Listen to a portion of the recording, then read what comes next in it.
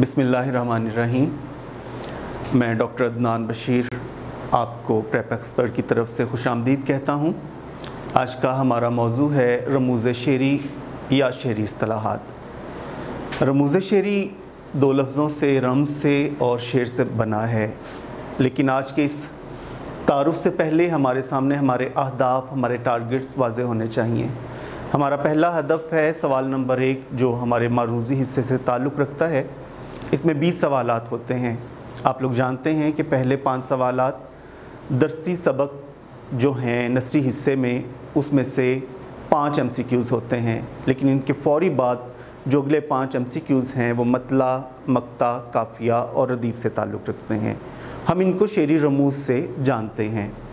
तो पहले हिस्से के पहले सवाल के 5 MCQs और इसी तरह इंशाई हिस्से के 2 जुज़।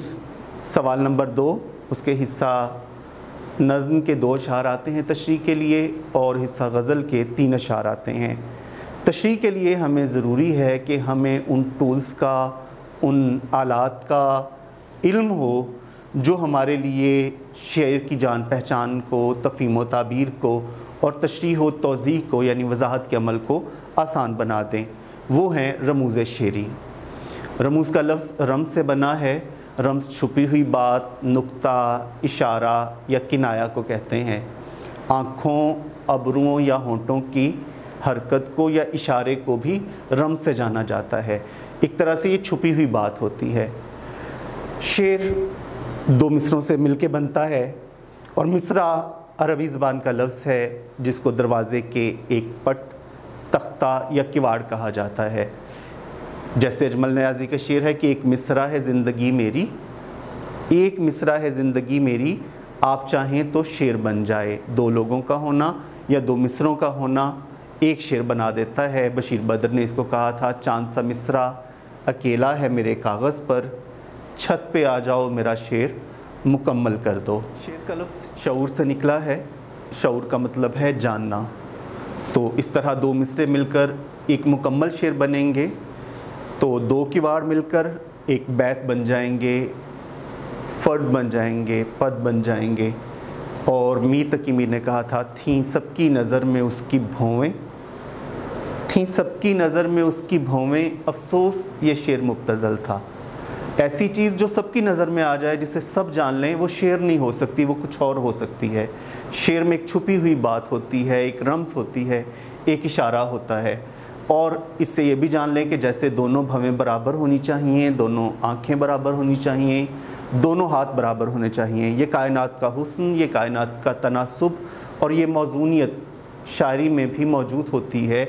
और आप उसको जानते हैं कि दोनों ही मिसरे बावज़न होंगे और दोनों एक ही वज़न में होंगे, और इसमें काफ़िया मौजूद होता है। शेरों से मिलकर गज़ल बनती है। गज़ल कसीदे से निकली। कसीदा और गज़ल दोनों हैत के एतबार से एक ही सिन से, एक ही अंदाज से ताल्लुक़ रखते हैं। गज़ल का माना है औरतों के साथ बातें, औरतों की बातें, या हिरन की वो आखिरी चीख जब शिकारी कुत्ते उसे दबोच लेते हैं। इस चीख को सुनकर ख़ुद सयाद की, शिकारी की और ख़ुद जंगल की आंखों में भी आंसू आ सकते हैं। तो शायरी में, गज़ल में एक तरह से दुख का, गम का बयान है। जैसे मीर तकी मीर ने कहा कि मुझको शायर ना कहो मीर के साहिब, मैंने दर्दो गम कितने किए जमा तो दीवान किया। और गज़ल की तारीफ़ को इस तरह से भी देखें कि गज़ल के हर शेर में एक अलग मौजू, एक अलग मज़मून होता है। शेख इमाम बख्श नासिख ने कहा था, गरचे है नज़्म मगर नसर का होता है गुमा, गरचे है नज़्म मगर नसर का होता है गुमा। ये गज़ल दाल है नासिक की परेशानी पर, यानी ये एक दलील है परेशान ख़यालात को यकजा कर देने का, और ये नज़्म का हिस्सा होती है। लेकिन गज़ल अलग से अपना एक पूरा पहचान, अपना पूरी पहचान मुतारिफ़ करवा देती है। तो नसर का गुमान भी हो सकता है, लेकिन यहाँ जो बुनियादी चीज़ है वो हर शेर में एक अलग मौजू का होना है। हमारा एक कोर्स का बड़ा हिस्सा नज़मों पर भी मुश्तमिल है। तो नज़म का मानी है लड़ी में परोना। नज़म एक ही मौजू के गिर्द घूमती है और इसमें कोई मज़मून को बड़ी खूबी से शुरू से आखिर तक एक लड़ी के अंदाज में परोया गया होता है, जो पूरा एक प्लॉट बनाती है, आपको समझाती है कि इस मौजू के अंदर क्या क्या इम्कानात मौजूद हैं। नज़्म की मुतअद्दिद अक़साम हैं जो हमारे सिलेबस में शामिल हैं। आप शुरू से लेकर अब तक हम्द को, जिसमें अल्लाह ताला की तारीफ़ की गई हो, नात को जिसमें रसालत माब सल्लल्लाहु अलैहि वसल्लम को सना बयान की जाए, उनकी तारीफ़ बयान की जाए, मरसिया किसी मरने वाले के गम में हम नोहा करते हैं, ख़ुसूसन जनाबे हुसैन रज़ियल्लाहु ताला अन्हु की शहादत जो करबला में हुई, उसका मरसिया हमारे सिलेबस में शामिल है। मसनवी की हैत हमारा सबक आप फर्स्ट ईयर में देखते हैं, हिलाल इस्तक़लाल, जिसके हर कपलेट सूरत में होता है, हर शेर अलग कवाफ़ी का हामिल होता है, हर शेर में अलग काफ़िये होते हैं जो मतले के अंदाज़ में होते हैं। मतले की किस्म में हम आपको इसकी वजाहत कर देंगे।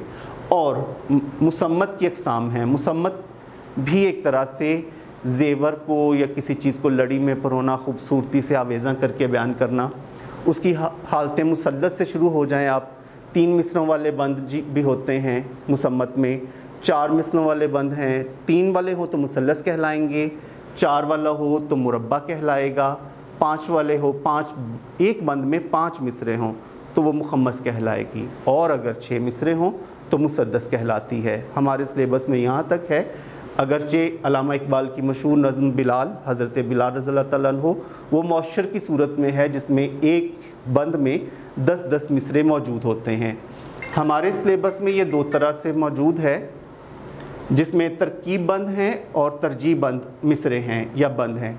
यहाँ पर तरकीब बंद में ये होता है कि हर बंद के आखिरी मिसरे में, टीप के मिसरे में तब्दीली आती रहती है, वो बदलता रहता है। जबकि तरजीह बंद जो है उसमें एक मिसरा रजू करता है, जिस तरह हमारी तीसरी नज़्म है तस्लीम व रज़ा, ये नज़ीर अकबर आबादी की नज़्म है, उसमें एक मिसरा आप देखते हैं हर बंद के आखिर पर रिपीट हो रहा है कि पूरे हैं वही मर्द जो हर हाल में खुश हैं। और मीर अनीस का मरसिया मैदान करबला में सुबह का मंज़र मुसद्दस तरकीब बंद है, क्योंकि इसमें हर चीज़ बदल गई, हर मिसरे के आखिर में टीप का मिसरा बदल गया। जबकि नज़ीर अकबर आबादी की नज़्म तस्लीम व रज़ा के बारे में मैं बता चुका हूँ, इसके हर बंद में 5 मिसरे हैं और आखिरी मिसरा रजू कर रहा है, दोबारा आ रहा है, तो ये तरजीह बंद है। अब शेरी इस्तिलाहात में अहम चीज़ जो सबसे अहम है वो है काफ़िया। काफ़िया ही उर्दू शायरी की बुनियाद है। इसको उर्दू शायरी की बुनियादी खूबी भी कह लें और खामी भी कह लें। कायनात में चीज़ें एक दूसरे के जैसा तासुर रखती हैं, तो लफ्ज़ भी एक दूसरे के जैसा तासुर रखते हैं। काफ़िया अरबी ज़बान का लफ्ज़ है जिसकी जमा कवाफ़ी है। काफ़िया के लुग़वी मानी पीछे आने वाला, पै दर पै आने वाला के हैं। इस्तिलाह में हम काफ़िया उन हम आवाज़ और हम वज़न अल्फाज को कहते हैं जो गज़ल या कसीदे के पहले शेर के दोनों मिसरों के आखिर पर और रदीफ़ से पहले बदल बदल कर आते हैं। रदीफ़ की वजाहत से हम इसको दोबारा भी देखेंगे कि गज़ल या कसीदे के पहले शेर के दोनों मिसरों के आखिर पर और रदीफ़ से पहले बदल बदल कर आते हैं। रदीफ़ का होना मतले में ज़रूरी नहीं है। बाज़ गज़लियात या कसायद में रदीफ़ नहीं होता, उन्हें गैर मुरद्दफ़ कहते हैं, लेकिन काफ़िये के बगैर शेर के वजूद का तसव्वुर मुमकिन नहीं। अरबी शायरी में रदीफ़ नहीं था, ये फ़ारसी शायरी से उर्दू में आया। हम आवाज़ अल्फाज में हर लफ्ज़ एक दूसरे का काफ़िया होता है, जैसे रात ज़ात का काफ़िया है, बात का भी काफ़िया है, घात और पात ये सब हम काफ़िया अल्फाज हैं और एक दूसरे के ये सब काफ़िये हैं।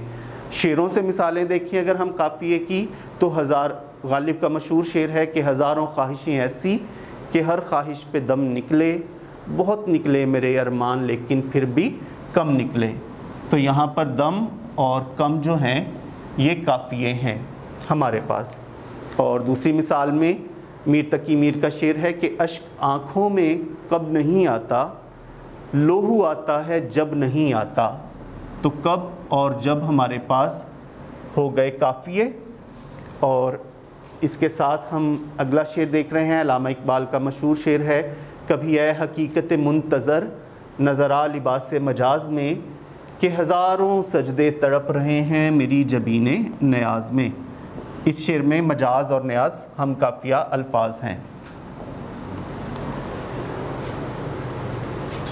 और मिसाल देखिए, गज़ब किया तेरे वादे पे एतबार किया, तमाम रात क़यामत का इंतज़ार किया।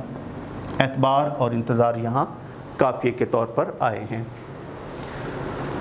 काफ़िए के साथ रदीफ़ शेर में, अब गज़ल में बहुत ज़्यादा, इतना ज़्यादा बढ़ता गया कि अरबी में तो था नहीं, अरबी ज़बान ही का लफ्ज़ है जिसके मानी घुड़सवार के पीछे बैठने वाला के हैं। ये सवार नहीं है लेकिन उसी सवारी पर मौजूद है, और उर्दू में इसकी अलग से ऐसी हैसियत हो गई है कि जिस गज़ल में रदीफ़ मौजूद ना हो हम उसको गैर मुरद्दफ़ गज़ल के तौर पर जानते हैं। इस्तिलाह में रदीफ़ वो लफ्ज़, एक लफ्ज़ भी हो सकता है या अल्फाज हैं जो काफ़िए के बाद जूँ के तूँ, एज़ इट इज़, यानी अपनी मुश्किल हालत में दोहराए जाते हैं। रदीफ़ पहले शेर के दोनों मिसरों में और बाकी अशार के हर दूसरे मिसरे के आखिर पर काफ़िए के बाद आता है। रदीफ़ पहला शेर जिसको हमने मतला कहना है, मतला कहते हैं, उसके दोनों मिसरों में और फिर बाकी अशार के हर दूसरे मिसरे के आखिर पर काफ़िए के बाद आता है।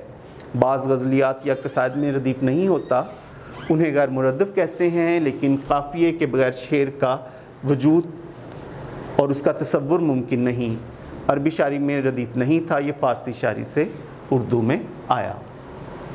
इसकी मिसालों के लिए हमें वापस पलटना पड़ेगा और हम काफ़िए की ही मिसालों में से रदीफ़ को देखते हैं कि हमने अभी जिन शेरों में से कवाफ़ी को देखा उन्हीं में से हम रदीफ़ की निशानदेही करते हैं। ये मिसाल मीर तकी मीर की थी, गालिब से हम स्टार्ट करेंगे।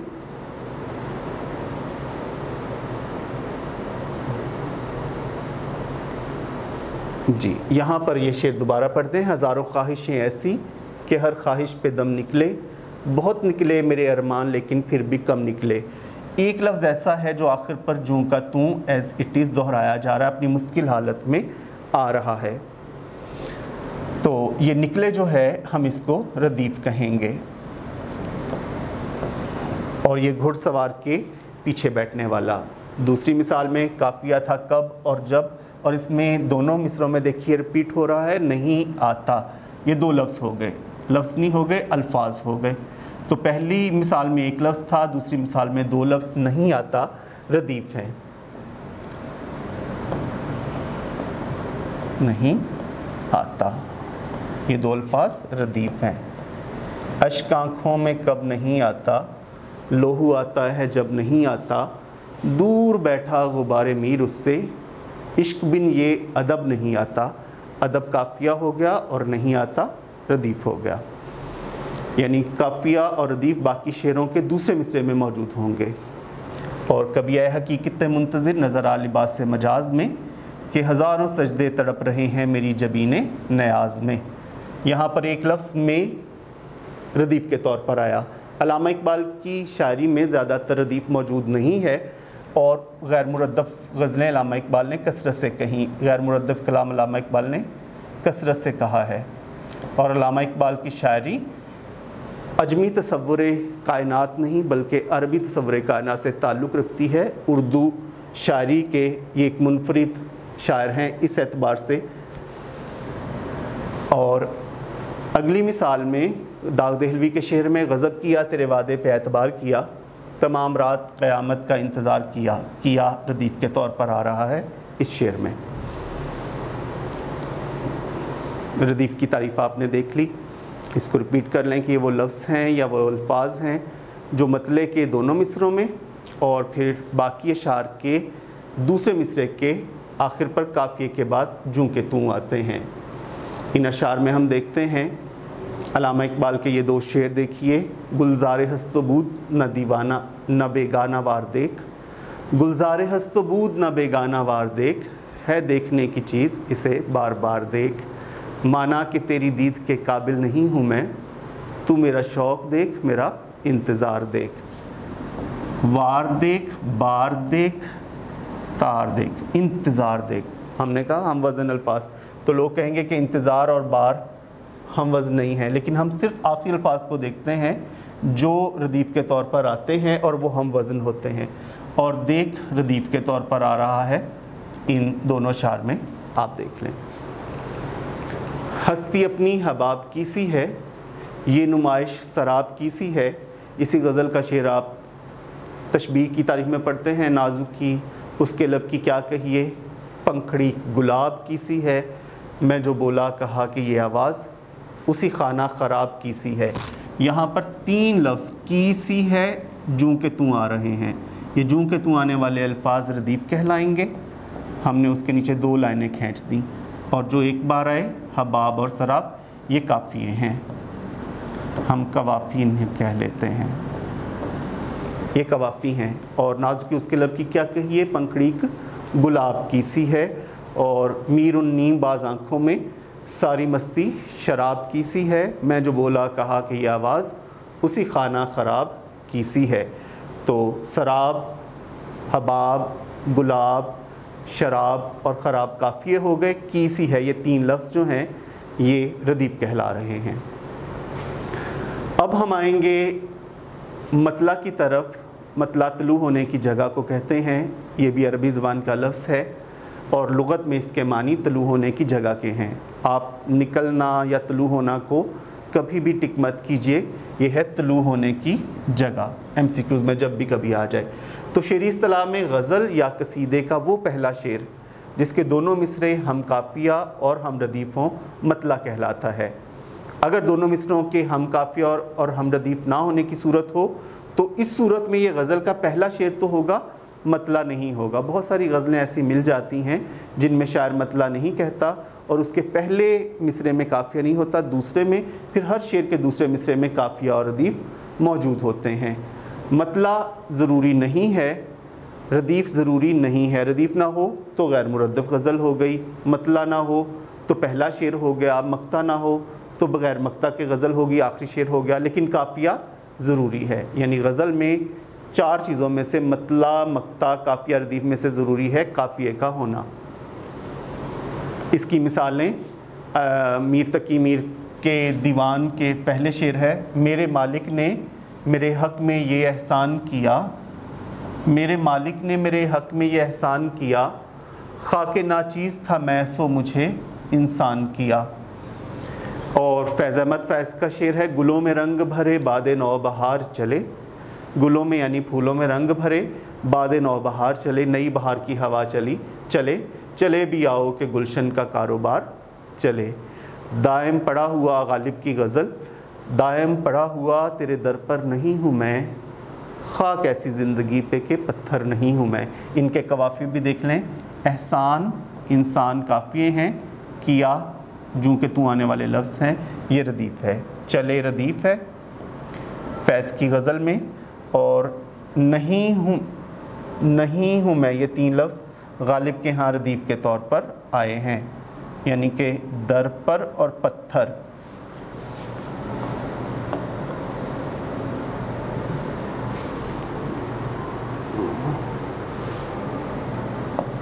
आप यहाँ से हम, क्योंकि काफ़िया था, हम इसको दोबारा देखेंगे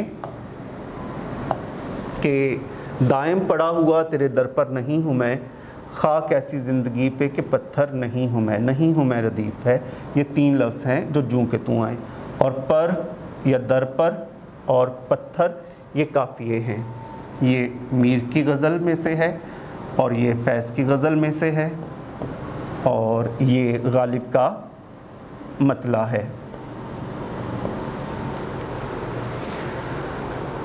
नासिर काज़मी की मशहूर गज़ल, किसी कली ने भी देखा नाक भर के मुझे, गुज़र गई जरसे गुल उदास करके मुझे। फूलों का काफ़िला, फूलों की फसल, बहार उदास करके गुज़र गई और हमारी तरफ किसी कली ने भी आँख भर के ना देखा कि मुझे। ये आ रहे हैं, भर और कर काफ़िए हैं। है जुस्तजू के खूब से है खूब तर कहाँ, अब ठहरती है देखिए जाकर नज़र कहाँ। मौलाना अल्ताफ़ हुसैन हाली का ये शेर है, मतला है, कहाँ यक लफ्ज़ी रदीफ़ और तर और नज़र काफ़िए हैं। हज़रत मोहानी की गज़ल, चुपके रात दिन आंसू बहाना याद है, हमको अब तक आशिकी का वो ज़माना याद है। याद है रदीफ़, ये लफ्ज़ जूं के तू आए, और बहाना और ज़माना काफ़िए। हाली और नासिर काज़मी, इनके ये गज़लों के मतले हैं और बाकी जो अशार होंगे गज़लों में उनके दूसरे मिसरे के आखिर पर काफ़िया और रदीफ़ आएंगे। अब मक्ता की तारीफ़ देखिए। काफ़िया, रदीफ़, मतला और अब आखिरी शेरी इस्तिलाहात में हमारे पास आखिरी चीज़ है, आखिरी टर्म है मक्ता। ये कता करने से, काटने से निकला है और ये भी अरबी ज़बान का लफ्ज़ है। हमारी तकरीबन तमाम इस्तिलाहात, जितनी भी इस्तिलाहात हैं, वो अरबी ज़बान से ही उर्दू में आई हैं। उर्दू में 45% के करीब गैर मुल्की ज़बानों के जो अल्फाज हैं वो अरबी हैं, 40% के करीब फ़ारसी हैं, बाकी 5% हिंदी हो गए, 5% जो है अंग्रेज़ी के हो गए। ये फ़रहंग आसफ़िया के आज से तकरीबन 125 साल कबल आने वाले पहले एडिशन में की गई जो थी, जायज़ा लिया गया था जिन लफ्ज़ों का, ये उसके हिसाब से मैं आपको बता रहा हूँ। तो मक्ता अरबी ज़बान का लफ्ज़ है जिसके लुग़वी मानी, लुग़त में आने वाले मानी कता करना या काटना के हैं। तो जहाँ गज़ल कता हो गई, कट गई, और इस्तिलाह में मक्ता गज़ल का वो आखिरी शेर कहलाता है जिसमें शायर अपना तखल्लुस या नाम इस्तेमाल करे। बाज़ शायरों ने तखल्लुस नहीं बरता, बाज़ ने एक से ज़ायद तखल्लुस बरते। जैसे अल्लामा इकबाल ने अपना तखल्लुस नहीं इस्तेमाल किया, अपना असल नाम इस्तेमाल किया। हफ़ीज़ जालंधरी ने तखल्लुस इस्तेमाल नहीं किया, अपना नाम इस्तेमाल किया। मौलाना ज़फ़र अली ख़ान भी नाम इस्तेमाल करते थे। मीर तकी मीर ने अपने नाम को ही आगे अपना तखल्लुस भी बना लिया। मीर तकी तो उनका नाम हो गया और मीर फिर रिपीट कर दिया तो वो उनका तखल्लुस हो गया। गालिब शुरू में असद तखल्लुस करते रहे, लेकिन जब उन्होंने देखा कि कोई और भी शायर जो शेरी लिहाज से उतना बरतर या मुकाबले का भी नहीं है वो भी असद करता है, लोग उनके शेर गालिब से मंसूब करते हैं, तो गालिब ने अपना तखल्लुस असद से बदल कर गालिब इस्तेमाल करना शुरू कर दिया। तो शायर अपना तखल्लुस भी इस्तेमाल कर सकता है, अपना नाम भी इस्तेमाल करता है, और तखल्लुस ना होने की सूरत में ये गज़ल का आखिरी शेर होगा जो मक्ता नहीं कहला सकता। इसकी मिसालें मीर तकी मीर की गज़ल का शेर है, सख्त काफिर था जिसने पहले मीर मज़हब इश्क इख्तियार किया। ये शेर की मिसाल अलामत है, शेर की अलामत।